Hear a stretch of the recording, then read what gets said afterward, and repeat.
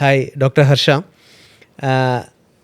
ഈ cardiology O പിയിൽ നമ്മളെ ദിനംപ്രതി കാണാൻ വരുന്ന രോഗികൾ, ആ വരുന്നവർ കൂടുതലും ചെറുപ്പക്കാരാണ് എന്നൊരു വാദം, അങ്ങനെ ഒരു ശ്രുതി ഈ അടുത്തായിട്ട് കേൾക്കുന്നുണ്ട്. സാറിൻ്റെ അഭിപ്രായത്തിൽ എങ്ങനെയാണ്? സാറിൻ്റെ ഒ പിയിൽ കൂടുതലും ചെറുപ്പക്കാർ വന്നു തുടങ്ങുന്നുണ്ടോ? ഡോക്ടർ റിനറ്റ്, ഇപ്പം ഇന്നത്തെ കാലത്ത് രണ്ട് കാര്യങ്ങൾ. ഒന്ന്, കാർഡിയക് പ്രോബ്ലംസ് എല്ലാം ചെറുപ്പക്കാരിൽ കൂടുതലായിട്ട് വരുന്നുണ്ട്. അതല്ലാതെ ആൾക്കാർക്ക് അറിവും കൂടുതലാണ്. അതെ അതെ. അപ്പം എന്തെങ്കിലും പ്രോബ്ലം ഉണ്ടോ എന്ന് അറിയാൻ വേണ്ടി കുറേ പേര് ആൾക്കാർ എത്താറുണ്ട്. Okay okay. അപ്പോൾ അത് നമ്മൾ ചെക്ക് ചെയ്ത് നോക്കിയിട്ട് എന്തെങ്കിലും പ്രോബ്ലം ഉണ്ടോ, ചിലപ്പം അവരുടെ ഫാമിലിയിൽ വല്ലവർക്കും ഒരു ഹാർട്ട് അറ്റാക്ക് വന്നതാണോ, അല്ലെങ്കിൽ ഒരു ഹിസ്റ്ററി ഉണ്ട്, ഇങ്ങനെയൊരു പ്രോബ്ലം ഉണ്ട്. പ്ലസ് ഇന്നത്തെ കാലത്ത് ഇഷ്ടംപോലെ വീഡിയോസ് ഉണ്ടല്ലോ, ഇതെല്ലാം കണ്ടു കഴിഞ്ഞാൽ ആൾക്കാർ ഓടിയെത്തും എന്തെങ്കിലും കാർഡിയക് പ്രോബ്ലം ഉണ്ടോ എന്ന് അറിയാൻ വേണ്ടി. അപ്പോൾ അത് നോക്കുമ്പോൾ നമുക്കൊരു അവരോടൊരു കാര്യം പറഞ്ഞു കൊടുക്കാനും കുറേ ബേസിക് ഇൻസ്ട്രക്ഷൻസ് കൊടുക്കുമ്പോഴത്തേക്കിനും എങ്ങനെയുണ്ടെന്ന് അറിയാൻ നമുക്കൊരു അവസരം കിട്ടും. അതെ അതെ. അപ്പോൾ ഈ സാർ പറഞ്ഞതുപോലെ എല്ലാ നെഞ്ചുവേദനയും ഹാർട്ട് അറ്റാക്ക് ആണോ അല്ലെങ്കിൽ ഹൃദയത്തിൻ്റെതാണോ എന്നൊരു സംശയം ആർക്കും തോന്നാം.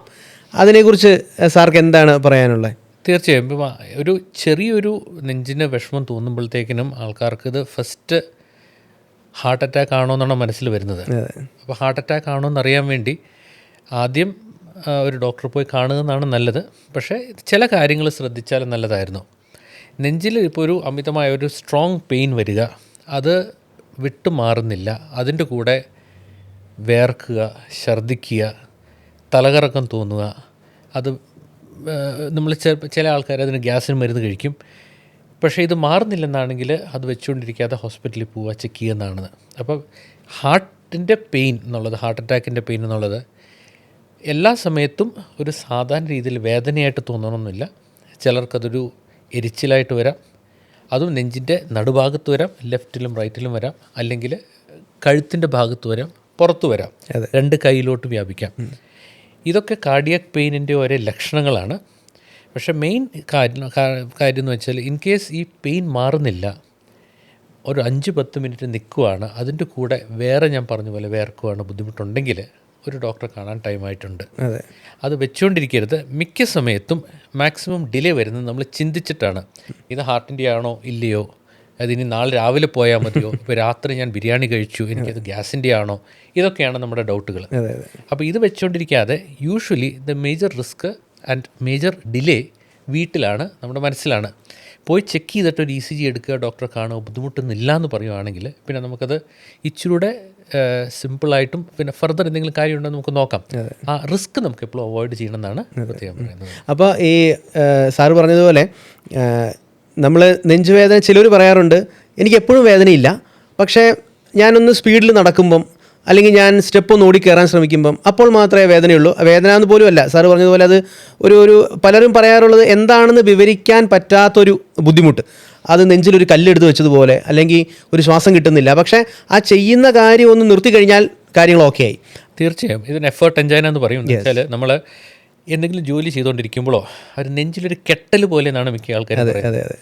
ഇത് മിക്ക ആൾക്കാർ 2 എമ്പക്കം പോയിട്ട് അത് മാറുന്നില്ല, സാറേ അതവിടെ നിൽക്കുവാണ് എന്നൊരു ഫീലിംഗ് വരുമ്പോഴത്തേക്കിനും ഹാർട്ടിൻ്റെ ആണോ നമുക്ക് സംശയം തോന്നാം. ആ സമയത്ത് അവർ ഹോസ്പിറ്റലിൽ വരുമ്പോഴത്തേക്കിനും സാധാരണമായിട്ട് ഒരു ECG എടുത്ത് നോക്കുക. ഇന്നത്തെ കാലത്ത് cardiac enzymes, troponin test easily available ആണ്. എക്കോ കാർഡിയോഗ്രാം, നമ്മുടെ നാട്ടിൻ്റെ പ്രത്യേകത എന്ന് വെച്ചാൽ എല്ലാ സ്ഥലത്തും ഡോക്ടർമാരും വേണ്ടപ്പെട്ട ഇൻസ്ട്രുമെൻറ്റും ടെസ്റ്റുകളും അവൈലബിൾ ആണ്. അപ്പോൾ നമ്മൾ ഉപയോഗപ്പെടുത്തി നമ്മളത് കാര്യങ്ങൾ മനസ്സിലാക്കുക എന്നാണ്. ECG എടുത്ത് നോക്കിയിട്ട് അതിനകത്ത് വേരിയേഷൻ വല്ലതും ഉണ്ടോ എന്ന് നോക്കുക.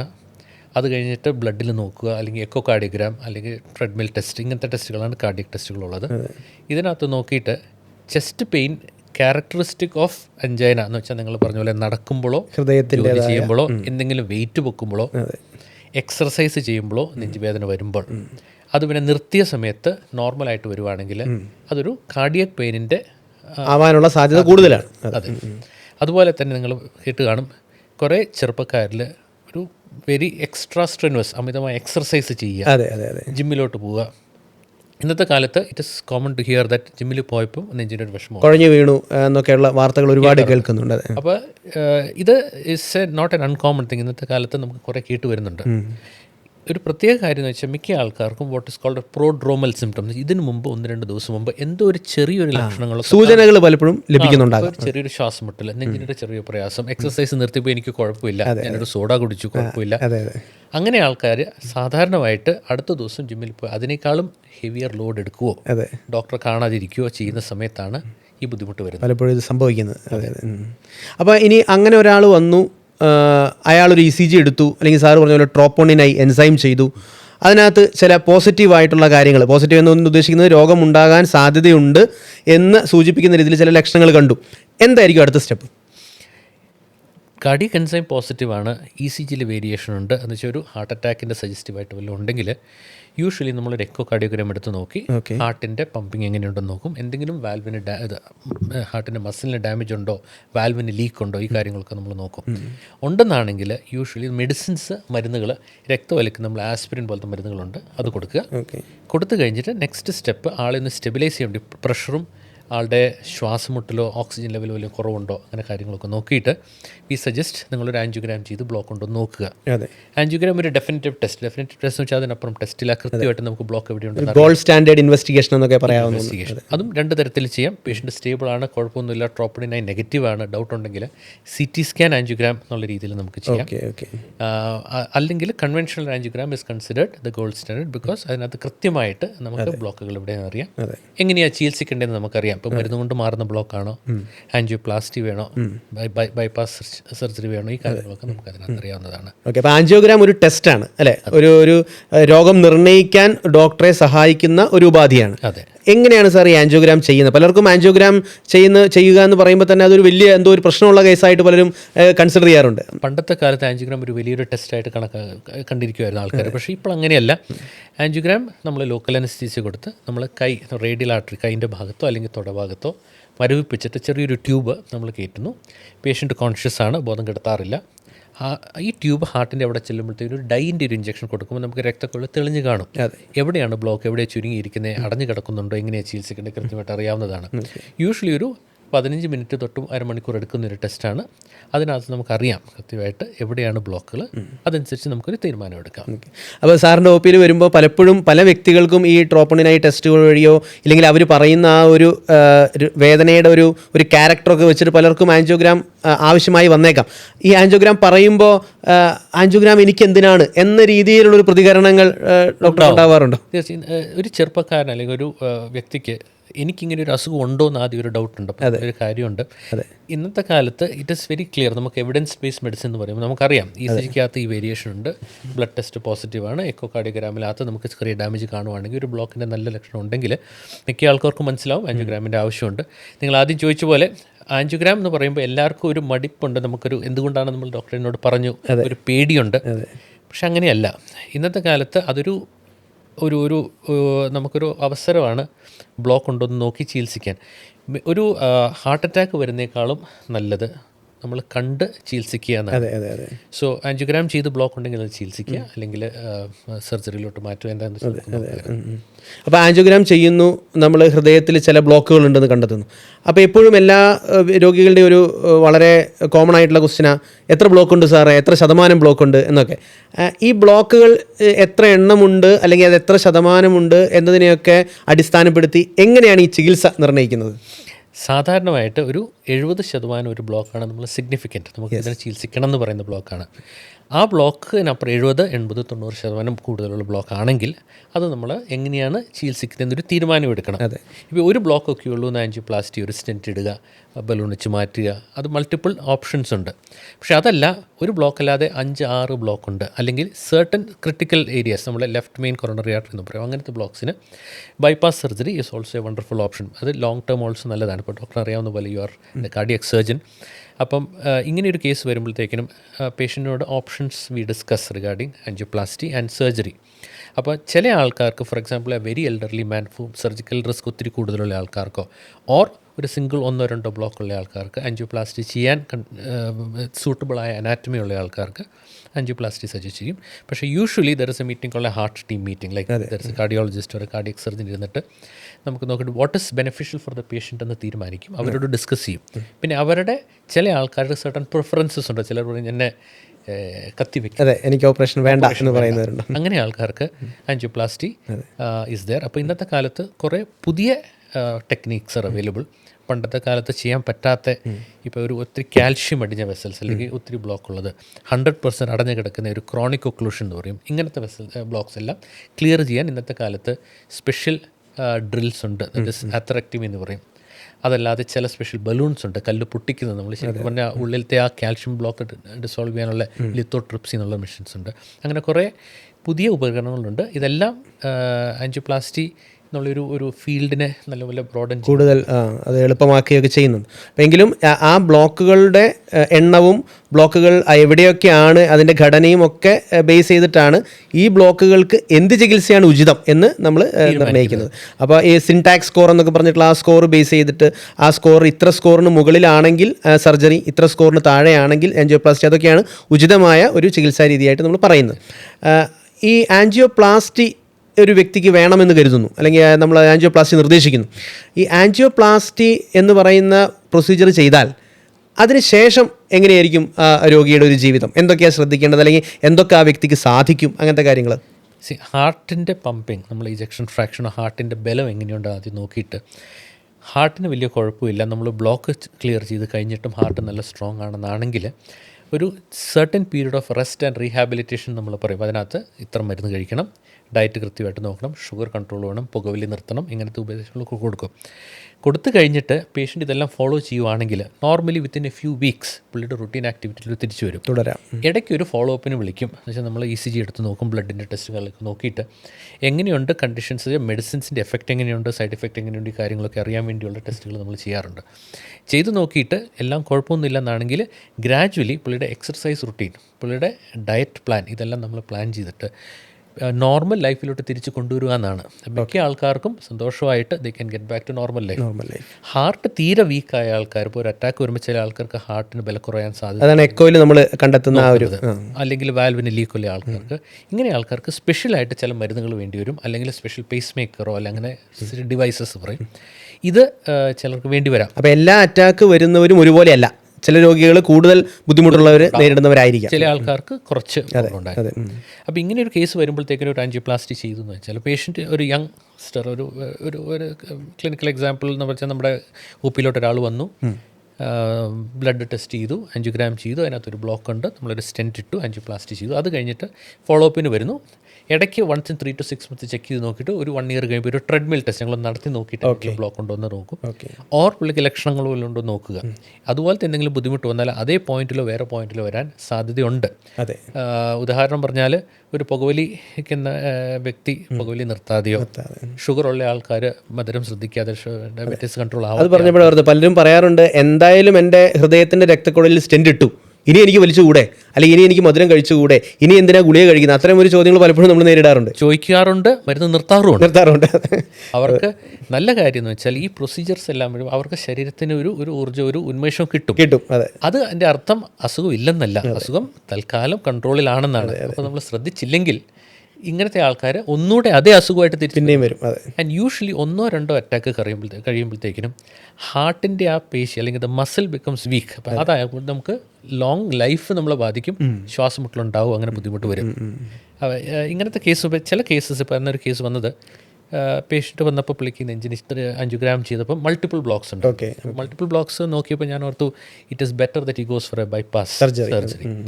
അപ്പോൾ അങ്ങനെ ഒരു പേഷ്യൻറ്റ് നിങ്ങളുടെ അടുത്ത് വന്നായിരുന്നു. അപ്പോൾ അങ്ങനെ ഒരു case how do you approach A patient with multiple block? അതായത് അപ്പോഴും ആദ്യം സാർ പറഞ്ഞതുപോലെ തന്നെ ഇതൊന്ന് കൺവിൻസ് ചെയ്തെടുക്കുക, രോഗിയെ ബോധ്യപ്പെടുത്തുക എന്നുള്ളതാണ് യഥാർത്ഥത്തിൽ സർജൻ്റെ ഒരു പ്രധാന ആദ്യ കടമ്പ എന്ന് പറയുന്നത്. പലർക്കും ഒരു ഹാർട്ട് സർജറി എന്ന് പറയുമ്പോൾ തന്നെ അതൊരു വളരെ ഭീതിജനകമായ കാര്യമാണ്. സർജറി എന്ന് കേൾക്കുമ്പോൾ തന്നെ പലർക്കും പേടിയാണ്. അതിൻ്റെ കൂടെ അത് ഹൃദയത്തിനാണെന്ന് കേൾക്കുമ്പോൾ സ്വാഭാവികമായിട്ടും ഭയം ഉണ്ടാവും. പക്ഷേ ആ ഒരു ഭയക്കേണ്ട കാര്യമില്ലെന്നും ഇതിന് സർജറി ചെയ്യാതിരുന്നാലാണ് നമ്മൾ ഭയക്കേണ്ടതെന്നും എന്ന് രോഗിയെ ബോധ്യപ്പെടുത്തുക എന്നുള്ളതാണ് നമ്മുടെ പ്രധാന ഒരു ജോലി. അപ്പോൾ അത് ബോധ്യപ്പെട്ട് കഴിഞ്ഞു കഴിഞ്ഞാൽ ആ സർജറി എന്ന ആ ഒരു കർമ്മത്തിലേക്ക് നമ്മൾ കടക്കുന്നതിന് മുൻപ് രോഗിക്ക് സർജറിക്ക് കടന്നു പോകാവുന്ന രീതിയിലൊരു ആരോഗ്യമുണ്ടോ എന്ന് നമ്മളൊരു സ്ക്രീനിങ് ഇൻവെസ്റ്റിഗേഷൻസ് ഒക്കെ വഴി ഒന്ന് ടെസ്റ്റ് ചെയ്യേണ്ട ആവശ്യമുണ്ട്. ഡോക്ടർ പറഞ്ഞ പോലെ നമ്മളൊരു ഹാർട്ടിൻ്റെ സർജറിക്ക് പോകുന്നതിന് മുമ്പായിട്ട് എന്തൊക്കെ വേറെ ടെസ്റ്റുകളാണ് നമ്മൾ നോക്കുന്നത്? അപ്പോൾ ഹൃദയത്തിൻ്റെ സർജറി ചെയ്യുന്നതിന് മുമ്പ് ശരീരത്തിൻ്റെ മറ്റ് പ്രധാനപ്പെട്ട അവയവങ്ങളുടെയൊക്കെ പ്രവർത്തനം ഓക്കെ ആണോ, സാറ്റിസ്ഫാക്ടറി ആണോ, തൃപ്തികരമാണോ എന്ന് നോക്കേണ്ട ആവശ്യമുണ്ട്. അപ്പോൾ സ്വാഭാവികമായും ഹൃദയത്തിലെ രക്തക്കുഴലിൽ ബ്ലോക്ക് ഉണ്ടെങ്കിൽ അദ്ദേഹത്തിൻ്റെ ശരീരത്തിലെ മറ്റു പല രക്തക്കുഴലിലും ബ്ലോക്ക് ഉണ്ടാകാനുള്ളൊരു സാധ്യതയുണ്ട്. അതിൽ പ്രധാനമാണ് കരോട്ടിഡ് ആർട്ടറി, തലച്ചോറിൻ്റെ 2 വശങ്ങളിലൂടെയും പോകുന്ന രക്തക്കുഴൽ. ഈ കരോട്ടിഡ് ആർട്ടറിയിലും കാര്യമായ ബ്ലോക്കുകൾ ഉള്ളവരാണെങ്കിൽ ഈ ബൈപ്പാസ് സർജറിയുടെ സമയത്ത് സ്ട്രോക്ക് അല്ലെങ്കിൽ പക്ഷാഘാതം മുതലായിട്ടുള്ള കാര്യങ്ങൾ ഉണ്ടാവാൻ സാധ്യതയുണ്ട്. അപ്പോൾ കരോട്ടിഡ് ആർട്ടറി എങ്ങനെയുണ്ട്, കിഡ്നിയുടെയും ലിവറിൻ്റെയൊക്കെ പ്രവർത്തനം എങ്ങനെയുണ്ട് എന്നൊക്കെ അറിയാനായ ബേസിക് സ്കാനുകളും ടെസ്റ്റുകളും നമുക്ക് ഒരു ദിവസത്തിനുള്ളിൽ സമയത്തിനുള്ള ആ ഒരു സ്ക്രീനിങ് ഇൻവെസ്റ്റിഗേഷൻ നമുക്ക് ചെയ്യാവുന്നതാണ്. അത്തരം ഇൻവെസ്റ്റിഗേഷൻസ് എല്ലാം ചെയ്ത് ടെസ്റ്റുകളൊക്കെ ചെയ്ത് ഇദ്ദേഹത്തിന് സർജറി ചെയ്യുന്നതിന് ഒരു അക്സെപ്റ്റഡ് റിസ്ക് മാത്രമേ ഉള്ളൂ എന്ന് കാണുകയാണെങ്കിൽ നമ്മൾ സർജറിയിലേക്ക് നീങ്ങും. അപ്പോൾ സർജറിയെക്കുറിച്ച് പറയുകയാണെന്നുണ്ടെങ്കിലും പലരുടെയും ധാരണ ഇത് ഓപ്പൺ ഹാർട്ട് വേണമോ എന്നാണ് പലരും ചോദിക്കുക. ഓപ്പൺ ഹാർട്ട് സർജറി ആണോ എന്നാണ് ചോദിക്കുന്നത്. ഓപ്പൺ ഹാർട്ട് സർജറിയും നമ്മുടെ ബൈപ്പാസ് സർജറിയിൽ എന്താണ് ഒരു അതെ. വ്യത്യാസം? അപ്പോൾ ഈ സാറ് പറഞ്ഞതുപോലെ ഈ ഹൃദയത്തിൻ്റെ രക്തക്കുഴലുകൾ ഒരിക്കലും ഹൃദയത്തിൻ്റെ അകത്തല്ല, ഹൃദയത്തിൻ്റെ ഉപരിതലത്തിലാണ്. അവയെ നമ്മൾ എപ്പി കാർഡിയൽ കൊറോണറി ആർട്ടറീസ് എന്ന് പറയുന്നത്. എപ്പി കാർഡിയം എന്ന് പറഞ്ഞാൽ കാർഡിയത്തിന് പുറത്ത്, ഹൃദയത്തിൻ്റെ പുറത്ത്, ഹൃദയത്തിൻ്റെ ഉപരിതലത്തിൽ നമുക്ക് കാണാം. ചെസ്റ്റ് ഓപ്പൺ ചെയ്യുമ്പോൾ തന്നെ ഹൃദയം മിടിച്ചുകൊണ്ടിരിക്കുന്ന ആ ഹൃദയത്തിൽ നമുക്ക് ഈ രക്തക്കുഴലുകൾ പുറത്തുകൂടി സഞ്ചരിക്കുന്നത് കാണാം. അപ്പോൾ ഒരിക്കലും ഈ രക്തക്കുഴലുകളിൽ ഒരു ബൈപ്പാസ് തുന്നി പിടിപ്പിക്കുന്നതിന് ഹൃദയം തുറക്കേണ്ട ആവശ്യമില്ല. അതുകൊണ്ട് തന്നെ ബൈപ്പാസ് ശസ്ത്രക്രിയ ഒരിക്കലും ഒരു ഓപ്പൺ ഹാർട്ട് സർജറി അല്ല, പകരം അതൊരു ബീറ്റിംഗ് ഹാർട്ട് സർജറിയാണ്. അതായത് ഹൃദയം നിലയ്ക്കേണ്ടി വരിക അല്ലെങ്കിൽ നിർത്തേണ്ടി വരിക പോലും നമുക്കിവിടെ ആവശ്യം വരുന്നില്ല.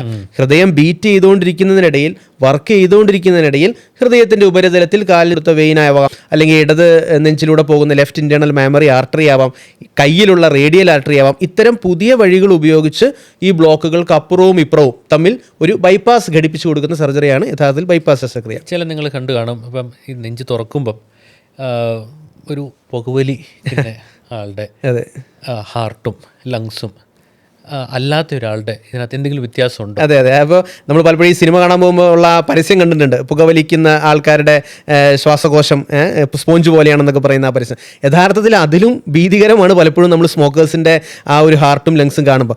ഹൃദയത്തിന് തൊട്ടടുത്താണ് ഈ ശ്വാസകോശം ഇരിക്കുന്നത്. അപ്പോൾ തീർച്ചയായും ഹൃദയം തുറക്കുമ്പോൾ നമുക്ക് ശ്വാസകോശത്തിനൊരു വ്യൂവും കിട്ടും. വളരെ കറുത്ത് കരി പിടിച്ച് അതുപോലെയുള്ള ഒരു സ്റ്റെയിൻഡായ ഒരു ശ്വാസകോശമാണ് പലപ്പോഴും സ്മോക്കേഴ്സിൽ കാണുക. അതുപോലെ തന്നെ സ്മോക്കേഴ്സിൽ കാണുന്ന ഹൃദയത്തിൻ്റെ രക്തക്കുഴലിലെ ബ്ലോക്കുകൾ, അത് സാറ് നേരത്തെ പറഞ്ഞ പോലെ കാൽഷ്യമൊക്കെ അടിഞ്ഞുകൂടി കൂടുതൽ ഗുരുതരമായ, കൂടുതൽ സങ്കീർണമായ ബ്ലോക്കുകളാണ് സ്മോക്കേഴ്സിൽ നമ്മൾ പലപ്പോഴും കാണാറ്. അതുകൊണ്ട് തന്നെ സ്മോക്കിംഗ് വളരെ ഡയറക്റ്റായി ഈ ഹൃദയത്തിനെ ബാധിക്കുന്ന ഒരു ദുശീലം തന്നെയാണ്, അതിൽ യാതൊരു സംശയവുമില്ല. വേറൊരു കാര്യം ചോദിച്ചിട്ട്, ഇപ്പോൾ ഡോക്ടർ ഇപ്പോൾ ഒരു സർജറി കഴിഞ്ഞു, ഗ്രാഫ്റ്റ് എല്ലാം ഘടിപ്പിച്ചു, അത് ഘടിപ്പിച്ച് കഴിയുമ്പോൾ എല്ലാം നന്നായിട്ട് പോകുന്നത് ഡോക്ടർ മനസ്സിൽ എന്ത് തോന്നുന്നു? തീർച്ചയായും അതൊരു പുതിയ ജീവൻ എന്ന് തന്നെ പറയാം, ഒരു 2ാം ജന്മം എന്നൊക്കെ വേണമെങ്കിൽ പറയാം. ആ ഹൃദയം എന്ന് പറയുന്നത് നമ്മൾ ജനിച്ചപ്പോൾ തൊട്ട്, ഈവൻ ജനിക്കുന്നതിന് മുൻപ് തന്നെ എനിക്ക് തോന്നുന്നു നമ്മുടെ ഭ്രൂണം ഒരു സ്ത്രീയുടെ ഗർഭപാത്രത്തിൽ രൂപം കൊണ്ട് 3ാം ആഴ്ചയിൽ തന്നെ നമുക്ക് ഹൃദയത്തിൻ്റെ ആക്ടിവിറ്റി കിട്ടുന്നു എന്ന് പറയാം. ആ സമയം തൊട്ട് വിശ്രമമില്ലാതെ മിടിച്ചുകൊണ്ടിരിക്കുന്നൊരു അവയവമാണ്. ശരീരത്തിൻ്റെ മറ്റെല്ലാ അവയവങ്ങൾക്കും ശുദ്ധരക്തം പ്രദാനം ചെയ്യാൻ വേണ്ടി ഒരു നിമിഷം പോലും റെസ്റ്റ് എടുക്കാതെ പ്രവർത്തിച്ചുകൊണ്ടിരിക്കുന്ന പമ്പ്, ആ പമ്പ് പ്രവർത്തിക്കുന്നതിന് ആവശ്യമായ ശുദ്ധരക്തം കിട്ടുന്ന സ്ഥലത്താണ് ഈ തടസ്സമുള്ളത്. ഇത് ഒരു ലഘുവായിട്ട് പരിഗണിക്കുകയും ഇതിനാവശ്യമായ ഒരു പ്രാധാന്യം കൊടുക്കാതെയും മരണത്തിലേക്ക് കടന്നു പോകുന്ന ജീവിതങ്ങൾ ഒരുപാടുണ്ട്. അപ്പോൾ അത്തരം ഒരു ജീവിതത്തെയാണ് നമ്മൾ പുതിയ വഴികളിലൂടെ ആ രക്തം എത്തിച്ചുകൊണ്ട് തിരിച്ചെടുക്കുന്നത്. സോ തീർച്ചയായിട്ടും ഒരു സംതൃപ്തി തരുന്ന ഒരു സന്ദർഭം തന്നെയാണ് താങ്കൾ പറഞ്ഞതുപോലെ ആ ഹാർട്ട് സർജറി കഴിഞ്ഞ രോഗി ഹോസ്പിറ്റലിന് പുറത്തേക്ക് പോവുക എന്ന് പറയുന്നത്. അതുകൊണ്ട് തന്നെ ഒരു കാര്യം ഞാനിവിടെ പറയാൻ ആഗ്രഹിക്കുന്നത്, ബൈപ്പാസ് ശസ്ത്രക്രിയയ്ക്ക് ശേഷം നമ്മൾ ഒരിക്കലും ഒരു ശയ്യാവിശ്രമം അല്ലെങ്കിൽ ബെഡ് റെസ്റ്റ് എന്ന് പറഞ്ഞ ഒരു പരിപാടി ഇല്ല. പലരുടെയും സംശയം അതാണ്, എനിക്ക് ബൈപ്പാസ് കഴിഞ്ഞാൽ ഞാൻ 6 മാസം കിടപ്പിൽ കിടക്കുമോ, അല്ലെങ്കിൽ എനിക്ക് ഇനി കോളേജിൽ പോകാൻ പറ്റുമോ, എനിക്ക് ജോലി ചെയ്യാൻ പോകാൻ പറ്റുമോ, എനിക്ക് വണ്ടി ഓടിക്കാൻ പറ്റുമോ. അപ്പോൾ ഇത്തരം കാര്യങ്ങളും ഇത്തരം സംശയങ്ങളും എല്ലാം അസ്ഥാനത്താണ്. ബൈപ്പാസ് ശസ്ത്രക്രിയ കഴിഞ്ഞ് ഒരാഴ്ചയ്ക്കുള്ളിൽ രോഗി വീടെത്തും. 1 മാസത്തിനുള്ളിൽ അദ്ദേഹം പുറത്ത് സോഷ്യലി ആക്റ്റീവ് ആകുന്ന രീതിയിൽ സിനിമയ്ക്ക് പോകുന്നു, അല്ലെങ്കിൽ കുടുംബ വീടുകളിൽ എന്തെങ്കിലും ചടങ്ങുകൾ പങ്കെടുക്കുകയൊക്കെ ചെയ്യുന്ന രീതിയിൽ വരുന്നു. 2 മാസത്തിനുള്ളിൽ തന്നെ ആയാസകരമായ ജോലികൾ ചെയ്യുന്ന രീതിയിൽ, ഡ്രൈവിംഗ് ഉൾപ്പെടെ, ഇപ്പോൾ കർഷകരാണെങ്കിൽ നമ്മൾ പറമ്പിലിറങ്ങി പണിതോളാൻ പറയും, അത്തരം കാര്യങ്ങളൊക്കെ ചെയ്യുന്ന രീതിയിൽ അവർക്ക് സാധാരണ ജീവിതം നയിക്കാൻ സാധ്യമാണ്. പലപ്പോഴും ഈ ചികിത്സയ്ക്ക് മുഖം തിരിച്ചു നിൽക്കുമ്പോഴാണ്, അല്ലെങ്കിൽ ഇതിനെ പേടിച്ച് മറ്റ് കാര്യങ്ങളിലേക്കൊക്കെ പോകുമ്പോഴാണ് പലപ്പോഴും ആ ജീവിതനും ആരോഗ്യമൊക്കെ അപകടകരമായ ഒരു സ്ഥിതിയിലേക്ക് പോകുന്നത്. ഇപ്പോൾ ഒരു ബൈപ്പാസ് സർജറി കഴിഞ്ഞ ആൾക്കാർക്ക് എന്തെങ്കിലും സ്പെസിഫിക് ആയിട്ട് ഇൻസ്ട്രക്ഷൻസ്, നമ്മൾ ഇന്ന കാര്യം ചെയ്യണം, ഇന്ന കാര്യം ചെയ്യരുത്, ഏതാണ് നമുക്ക് എന്തൊക്കെയാണ് പറയുന്നത്? അത് നമ്മൾ സ്റ്റെൻറ്റിങ് കഴിയുമ്പം പറയുന്നത് പോലെ തന്നെ ഹൃദയത്തിൽ രക്തക്കുഴലുകളിൽ അസുഖം വരാനുള്ള സാധ്യത ആ രോഗിയിൽ അപ്പോഴും നിൽക്കുന്നുണ്ട്. അപ്പോൾ എനിക്ക് ബൈപ്പാസ് ചെയ്തു എന്നൊരു കാരണം കൊണ്ട് ഇനി എനിക്ക് എന്തും തോന്നിയതുപോലെ ചെയ്യാം എന്നൊരു കാര്യം അവിടെയും വരുന്നില്ല. തീർച്ചയായും ജീവിതശൈലിയിൽ നമ്മൾ പുലർത്തേണ്ട ആ അച്ചടക്കം അത് ബൈപ്പാസ് ശസ്ത്രക്രിയയ്ക്ക് ശേഷവും വളരെ ആവശ്യമാണ്. അപ്പോൾ നമ്മൾ ദുശ്ശീലങ്ങളിൽ നിന്നുള്ള വിട്ട് നിൽക്കൽ, ഭക്ഷണക്രമത്തിലുള്ള കാര്യങ്ങൾ, ഇപ്പോൾ ഒരുപാട് കൊഴുപ്പ് കൂടിയ ഭക്ഷണങ്ങൾ, ഒരുപാട് കലോറി, നമ്മുടെ കാർബോഹൈഡ്രേറ്റ്, അന്നജം കൂടുതലുള്ള ഭക്ഷണ സാധനങ്ങൾ ഒഴിവാക്കുന്നത്, അതുപോലെ ഈ ഹൃദ്രോഗത്തിലേക്ക് നയിക്കാനുണ്ടായ കാരണങ്ങൾ, അത് രക്താതിസമ്മർദ്ദമാവാം, ഹൈപ്പർ ടെൻഷൻ, ഷുഗർ, ഡയബറ്റീസ് ആകാം, അമിതവണ്ണമാകാം, സ്ട്രെസ്, മാനസിക സമ്മർദ്ദമാകാം, ഇത്തരം കാര്യങ്ങളിൽ നിന്നൊക്കെ വിട്ടു നിൽക്കുക. ഇതെല്ലാം ബൈപ്പാസ് സർജറിക്ക് ശേഷവും ആവശ്യമുള്ള കാര്യങ്ങൾ തന്നെയാണ്. ഒരുപക്ഷെ ആ സ്റ്റെൻഡിങ്ങിലൊക്കെ സാർ പറഞ്ഞതുപോലത്തെ അത്തരം കാര്യങ്ങളെക്കാളും കൂടുതൽ നമ്മൾ, കാരണം അതിനേക്കാൾ കൂടുതൽ ബ്ലോക്കുകളിലാണ് പലപ്പോഴും നമുക്ക് സർജറി ചെയ്യേണ്ടി വരുന്നത്. അപ്പോൾ അതുകൊണ്ട് രോഗം ഗുരുതരമായി വന്ന വ്യക്തികളാണ്. അപ്പോൾ തീർച്ചയായും ശ്രദ്ധയും അതേപോലെ തന്നെ കൂടുതലായിരിക്കണം. ഇപ്പോൾ നിങ്ങളിപ്പോൾ ഓപ്പൺ ഹാർട്ട് സർജറിനെ പറ്റി പറഞ്ഞ പോലെ ഇതിനകത്ത് ഇപ്പോൾ വേറെ എന്തെങ്കിലും സർജറീസ് ഉണ്ട്? ഫോർ എക്സാമ്പിൾ ഒരു വാൽവിൻ്റെ പ്രോബ്ലം ഉള്ളപ്പോൾ നിങ്ങൾ മാറ്റി വയ്ക്കുക, അതെങ്ങനെയാണ് നിങ്ങൾ അപ്രോച്ച് ചെയ്യുന്നത്? അപ്പോൾ ഈ ബൈപ്പാസ് സർജറിയാണ് ഞാൻ പറഞ്ഞത്, അതൊരിക്കലും ഒരു ഓപ്പൺ ഹാർട്ട് സർജറി അല്ല എന്നുള്ളത്. പക്ഷേ സാറ് ചോദിച്ച ഈ വാൽവ് നമുക്കറിയാം, ഹൃദയത്തിൽ പ്രധാനമായും 4 വാൽവുകളുണ്ട്. ഇതെല്ലാം ഹൃദയത്തിൻ്റെ അകത്താണ്, ഹൃദയത്തിൻ്റെ അറകൾക്കുള്ളിലാണ്. അത്തരം വാൽവിൻ്റെ ഓപ്പറേഷൻ നമ്മൾ ചെയ്യുന്നത് ഒരു ഓപ്പൺ ഹാർട്ട് സർജറിയാണ്. അത് കഴിഞ്ഞ ഒരു 70-75 കൊല്ലമായി നമ്മുടെ ഈ ഭൂമിയിൽ, ലോകത്ത് സമാധാനമായിട്ട് നടക്കുന്ന ഒരു കാര്യമാണ്. ഈ വാൽവ് എന്ന് വെച്ചാൽ എന്താണ്? ആൾക്കാർക്ക് അറിയത്തില്ല, എന്തുകൊണ്ടാണ്, എന്താ, വാട്ട് ഇസ് ദ മെറ്റീരിയൽ, എന്താ? അതായത് എൻഡോത്തീലിയം എന്ന ഹൃദയത്തിൻ്റെ ഉള്ളറകളിലുള്ള ഒരു സംവിധാനമാണ് ഈ വാൽവ് എന്ന് പറഞ്ഞാൽ. വാതിലെന്ന് വേണം നമുക്ക് പറയാം. ഹൃദയത്തിൻ്റെ 4 അറകളുണ്ട്. ഒരു അറയിൽ നിന്ന് മറ്റേ അറയിലേക്ക്, അല്ലെങ്കിൽ ഒരു പ്രധാന രക്തക്കുഴലിൽ നിന്ന് ഹൃദയത്തിലേക്കും ഹൃദയത്തിൽ നിന്നൊരു പ്രധാന രക്തക്കുഴലിലേക്കൊക്കെ പോകുന്ന വഴികളിൽ വെച്ചിരിക്കുന്ന വാതിലുകളാണ്. ഈ വാതിലുകൾ ഒരു ഡയറക്ഷനിൽ മാത്രമേ തുറക്കാവൂ, മറ്റേ ഡയറക്ഷനിലേക്ക് ബ്ലഡ് വരരുത്. ഈ ഒരു കാര്യത്തിന് വേണ്ടി നമ്മുടെ ഹൃദയത്തിലുള്ള വാതിലുകളാണ് ഈ വാൽവുകൾ. ചില സമയത്ത് ഈ വാൽവുകൾ ചുരുങ്ങും, അതായത് ഈ രക്തത്തിന് കടന്നു പോകാൻ സാധിക്കാത്ത വിധത്തിൽ ഈ വഴി ചുരുങ്ങിപ്പോവും. ആ വാൽവ് ശരിക്ക് തുറക്കില്ല, അല്ലെങ്കിൽ വാതിൽ ശരിക്ക് തുറക്കില്ല. അല്ലെങ്കിൽ ചില കേസുകളിൽ വാതിൽ ശരിക്ക് അടയില്ല. അതായത് ഒരു സ്ഥലത്തേക്ക് വാതിൽ തുറക്കും, പക്ഷേ ഓപ്പോസിറ്റ് സൈഡിലേക്ക് ബ്ലഡ് വരുന്നത് തടയാനായി ഇത് അടയുമ്പോൾ അത് ശരിക്കും അടയാതെ വരികയും റീഗർജിറ്റേഷൻ, വാൽവിലൂടെ ലീക്ക് വരികയും ചെയ്യും. ഇത്തരം പ്രശ്നങ്ങളൊക്കെയാണ് സാധാരണ വാൽവിൽ വരാറ്. അത് പലപ്പോഴും സർജറിയിലൂടെ നമ്മൾ ചെയ്യേണ്ടി വരുമ്പോൾ ഹൃദയം നിർത്തിവെച്ച് ഹൃദയം തുറന്ന് ആണ് നമ്മൾ ചെയ്യാറ്. അപ്പോൾ അതിന് ഹാർട്ട് ലങ് മെഷീൻ എന്ന് പറഞ്ഞ് പുറത്ത് നമ്മളൊരു മെഷീൻ ഘടിപ്പിക്കും. അത് ഈ സർജറി ചെയ്തുകൊണ്ടിരിക്കുന്ന സമയം മുഴുവൻ ഹൃദയവും ശ്വാസകോശവും ചെയ്യേണ്ട ജോലി മുഴുവൻ അത് ചെയ്യും. അതിനെ ഹാർട്ട് ലങ് മെഷീൻ എന്ന് വിളിക്കുന്നത്. അപ്പോൾ അത് പറഞ്ഞപ്പോഴേ ഞാൻ ഓർത്തെ, പലപ്പോഴും അങ്ങനെ ഒരു ഓപ്പൺ ഹാർട്ട് സർജറിയിലൂടെ നമ്മൾ ശരിയാക്കുന്ന ഹൃദയത്തിൻ്റെ വാൽവിൻ്റെ പ്രശ്നം സർജറി ഇല്ലാതെ ഇപ്പോൾ പലപ്പോഴും പല മേഖലകളിൽ നമുക്കത് ചെയ്യാൻ പറ്റുന്നുണ്ട്. അതിനെക്കുറിച്ച് ഡോക്ടർ ഹർഷയുടെ അഭിപ്രായം എന്താണ്? ഇന്നത്തെ കാലത്ത് ചില വാൽവുകൾ നിങ്ങൾ പറഞ്ഞ പോലെ ചുരുക്കം എന്ന് വെച്ചാൽ സ്റ്റെനോസിസ്, നമ്മളത് ചുരുങ്ങിയ വാൽവുകൾ തുറക്കാൻ ഇപ്പോൾ ഓപ്പറേഷൻ ചെയ്യാൻ പറ്റാത്ത ആൾക്കാരുണ്ട്. ചില കേസസിൽ ഞാനിപ്പോൾ ഒരു ഉദാഹരണം പറഞ്ഞാൽ, ഒരു ലേഡി, ഒരു 28 വയസ്സായ ഒരു സ്ത്രീ, okay, she is pregnant and ഒരു 4 മാസം പ്രഗ്നൻ്റായി. അപ്പം ഒരു ശ്വാസം മുട്ടലായിട്ട് വന്നപ്പോൾ എക്കോ ചെയ്തപ്പം ഒരു വാൽവിനൊരു ചുരുക്കമുണ്ട്. ഓക്കെ. അപ്പം പ്രഗ്നൻസിയിൽ നിങ്ങൾക്ക് അറിയാവുന്ന പോലെ നമുക്കൊരു എക്സ്റേ എടുക്കാൻ പറ്റത്തില്ല, ഫ്ലൂറോസ്കോപ്പി ചെയ്യാൻ പറ്റത്തില്ല, ഇങ്ങനത്തെ ലിമിറ്റഡ് ആണ് നമുക്ക് ചെയ്യാവുന്ന കാര്യങ്ങൾ. അപ്പോൾ ഇത് നോക്കുമ്പോൾ ഇവരോട് പറഞ്ഞു, ഇനി ഈ വാൽവ് ഇങ്ങനെ ചുരുങ്ങിയിരുന്നാൽ അമ്മയ്ക്കും കൊച്ചിനും പ്രോബ്ലം ഉണ്ടാകുന്ന ഒരു രീതിയിലൊരു ചുരുക്കമാണ്.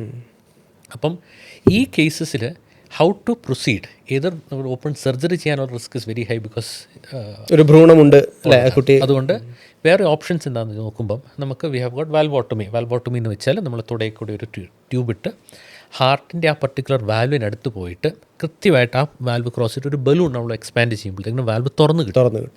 അപ്പോൾ ഇതിനകത്ത് കൃത്യമായിട്ട് ഷീൽഡിംഗ് എന്ന് വെച്ചാൽ നമ്മൾ റേഡിയേഷൻ കൊച്ചിനും അമ്മയ്ക്കും കൂടുതലായിട്ട് താങ്ങാത്ത രീതിയിൽ, അതും ഏറ്റവും സേഫസ്റ്റ് ടൈം, ദാറ്റ് ഇസ് ഒരു 7th or 8th മന്തിൽ before delivery നമ്മൾ ചെയ്തിട്ട് ഇത് വാൽവ് തുറന്നു കൊടുക്കുമ്പോഴത്തേക്കിനും ഡെലിവറി ടൈമിൽ വേണ്ട രക്തം ആ വാൽവിൽ കൂടെ ഒഴുകും. അത് ഒരു ഇൻഡിക്കേഷനാണ്. അത് മൈട്രൽ വാൽവോട്ടമി എന്ന് പറയും. അതുപോലെ വേറെ വാൽവ്, നമ്മൾ അയോർട്ടിക് വാൽവിന് അതുപോലെ ചെയ്യാം. ഇന്നത്തെ കാലത്ത് ഈ വാൽവുകളിൽ 2 തരത്തിൽ ചികിത്സിക്കാം. ഡോക്ടർ പറഞ്ഞ പോലെ, ഒന്ന് വാൽവ് എടുത്ത് ഒരു ആർട്ടിഫിഷ്യൽ വാൽവ് വെച്ച് മാറ്റി വെക്കുന്നു, വാൽവ് റീപ്ലേസ്മെൻറ്റ് ഓർ റിപ്പയർ നിങ്ങൾ ചെയ്യുന്നത്. മറ്റേ ഓപ്ഷൻ ഈസ് ഒരു ഇംപ്ലാന്റേഷൻ എന്ന് പറയുമ്പോൾ ഇന്നത്തെ കാലത്ത് കോമൺ ആയിട്ട് അയോർട്ടിക് വാൽവ്, ഒരു 70, 80, 90 വയസ്സുള്ള ആൾക്ക് ഒരു വാൽവിനൊരു ചുരുക്കം വരുന്നു. ആ ചുരുക്കം കൊണ്ട് രക്തം ശരീരത്തിലോട്ട് ബുദ്ധിമുട്ടായിട്ടാണ് പോകുന്നത്. അതുകൊണ്ട് ശ്വാസമുട്ടലായിട്ടോ തലകറക്കമായിട്ടോ നെഞ്ചുവേദനയായിട്ടോ വരാൻ സാധ്യതയുണ്ട്. ചില ആൾക്കാർ കുഴഞ്ഞ് വീഴാറുമുണ്ട്. ഇങ്ങനത്തെ ആൾക്കാർക്ക് നമ്മളൊരു വാൽവ് തുടയിൽ കൂടി ഒരു ട്യൂബ് ഇട്ട്, ഇത് ഓപ്പൺ ചെയ്യാതെ നമ്മൾ തുടയിൽ കൂടെ ട്യൂബ് ഇടാൻ ഒരു കട്ട് ഡൗൺ, നമ്മൾ ആ വാൽവിൻ്റെ ആകൃതി അവിടെ എത്തിക്കാൻ വേണ്ടി തുടയിൽ കൂടെ നമ്മൾ ഒരു മാർഗ്ഗം കണ്ടുപിട്ട് വാൽവ് എടുക്കൊണ്ട് ഇംപ്ലാന്റ് ചെയ്യും. വാൽവ് എടുക്കൊണ്ട് നമ്മൾ എക്സ്പാൻഡ് ചെയ്യും. വാൽവ് തുറക്കുമ്പോഴത്തേക്കിനും പഴയ വാൽവിന് ഉള്ളിലാണ് ഇത് ഫിക്സ് ചെയ്യുന്നത്. ആൻഡ് ദർ ഇസ് ഒരു മെറ്റൽ ഷെൽ, അതിനകത്തൊരു എൻഡോത്തീലിയം നിങ്ങൾ പറഞ്ഞ പോലെ ആർട്ടിഫിഷ്യൽ ആയിട്ടുള്ളതാണ്. അതവിടെ വെച്ച് എക്സ്പാൻഡ് ചെയ്യുമ്പോഴത്തേക്കിനും ഈ വാൽവ് തുറന്നു വന്നിട്ട് ആ ബ്ലോക്ക് ക്ലിയർ ആവും. ഗുണം എന്ന് വെച്ചാൽ recovery time is very fast. അപ്പം 3-4 ദിവസം കഴിഞ്ഞിട്ട് വീട്ടിലോട്ട് പോകാം. ചെസ്റ്റ് ഓപ്പൺ ചെയ്യേണ്ട ആവശ്യമില്ല. ആൻഡ് റിക്കവറിയും and patient quality of life ഭയങ്കര ഇമ്പ്രൂവ്മെൻ്റ് ഉണ്ട്. ഇങ്ങനത്തെ ചില ആൾക്കാരിൽ ഇപ്പം 90 വയസ്സായ 80 വയസ്സായ ആൾക്കാർക്ക് സർജിക്കൽ റിസ്ക് വെരി ഹൈ ആയിട്ടുള്ള ആൾക്കാർക്ക് ഇങ്ങനെയൊരു വാൽവ് സർജറി കോൾഡ് ടാവി ഒരു transcatheter aortic valve implantation, ഇതാണ് ഇന്നത്തെ കാലത്ത് സജസ്റ്റ് ചെയ്യുന്നത്. This is one way of thing. പിന്നെ അതുപോലെ തന്നെ ലീക്ക് ഉണ്ടെങ്കിൽ നമുക്ക് വാൽവ് ഇത് റിപ്പയർ ചെയ്യാം, റീപ്ലേസ് ചെയ്യാം, or we can clip it. We call it a MitraClip. MitraClip എന്ന് പറയുമ്പം തുടയിൽ കൂടെ തന്നെ നമ്മളൊരു ട്യൂബ് ഇട്ടിട്ട് പെർക്യൂട്ടീനിയസ് നമ്മൾ കീ ഹോൾ ദ്വാരം നമ്മൾ വി മേക്ക് ഒരു ക്ലിപ്പ് കൊണ്ടുപോയിട്ട് ആ വാൽവിൽ നമ്മൾ ഘടിപ്പിക്കുന്നു. ഈ വാൽവ് ഘടിപ്പിക്കുമ്പോൾ 2 വാൽവ് ഒത്തിരി ലീക്കുള്ള വാൽവ് അടുത്ത് വന്ന് നമ്മൾ ആ 2 പോയിന്റിൽ ഫിക്സ് ചെയ്യുമ്പോഴത്തേക്കിനും ഈ ലീക്കിൻ്റെ ഭാഗം കുറയും. ലീക്ക് കുറയുമ്പോഴത്തേക്കിനും ശ്വാസമുട്ടലും ബ്ലഡ് പ്രഷറും ബാക്കി എല്ലാ കാര്യങ്ങളും സ്റ്റെബിലൈസ് ആയിട്ട് കിട്ടും. അപ്പോൾ ചില ആൾക്കാരിൽ ഇങ്ങനത്തെ ഒരു ഓപ്ഷൻ, അതായത് സർജറി ചെയ്യുന്നത് ഗുണത്തേക്കാൾ അധികം ദോഷമുണ്ടാക്കിയേക്കാം എന്ന് സർജിക്കൽ റിസ്ക് ഒരുപാടുള്ള വ്യക്തികളിൽ ഇത്തരം നൂതനമായ സംവിധാനങ്ങളും നമുക്ക് പ്രയോഗിക്കാവുന്നതേ ഉള്ളൂ.